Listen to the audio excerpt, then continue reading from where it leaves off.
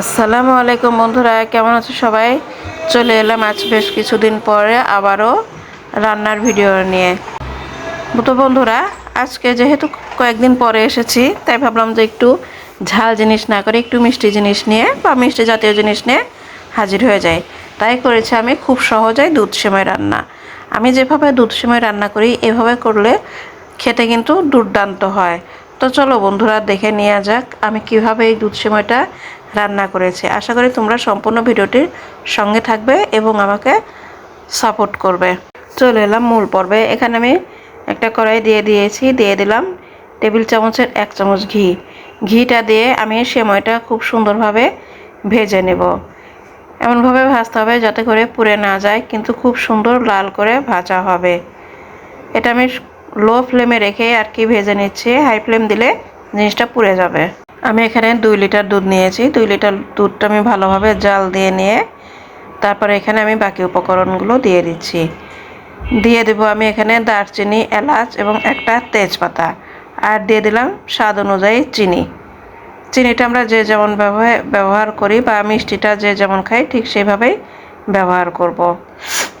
এখানে আমি প্রথমে হাফ কাপ চিনি দিয়েছি, পরে আমি আরও হাফ কাপের থেকে একটু কম চিনিটা দিয়ে দিলাম। আর দিয়ে দিলাম এখানে গুঁড়া দুধ।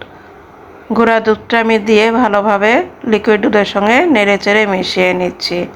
ভিউয়ার্স, এখন আমি দিয়ে দিলাম বাদাম পেস্ট। এখানে আমি কাঠবাদাম, কাজু বাদাম ও পেস্তা বাদামটা ব্যবহার করেছি। এটা আমি পেস্ট করে নিয়ে দেন এখানে দিয়ে দিলাম। দুধ সময়তে বাদাম পেস্টটা ব্যবহার করলে খেতে কিন্তু ভালো লাগে। ভালোভাবে নেড়ে চেড়ে নিয়ে দিয়ে দিয়েছি এখানে ভেজে রাখা সেমাই। ভিউয়ার্স, এখানে আমি কনডেন্স মিল্কটাও ব্যবহার করেছি। তোমরা নিশ্চয়ই কনডেন্স মিল্কের কোটাটা দেখতে পেয়েছো। আমি সেমাইটা সবসময় এভাবেই রান্না করে থাকি। দুধ সেমাইতে সেমাই, গুঁড়া দুধ, কনডেন্স মিল্ক এবং লিকুইড দুধ তো অবশ্যই। এখন দিয়ে দিলাম এখানে আমি আরও 1 চা চামচ ঘি।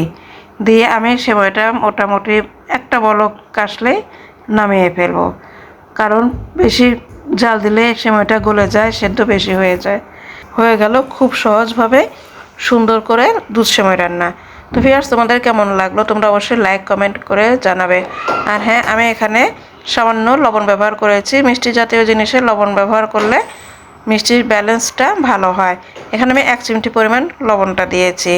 তো বন্ধুরা, আশা করি তোমাদের ভিডিওটা ভালো লেগেছে। যদি ভালো লেগে থাকে প্লিজ লাইক কমেন্ট করে জানাও আর আমার ভিডিওটি শেয়ার করে দাও, এবং যারা নতুন তারা সাবস্ক্রাইব করে পাশের বেল আইকনটি বাজিয়ে দাও, যাতে করে আমার রান্নার প্রতিটি ভিডিও নোটিফিকেশনে তোমরা প্রথমে পেয়ে যাও।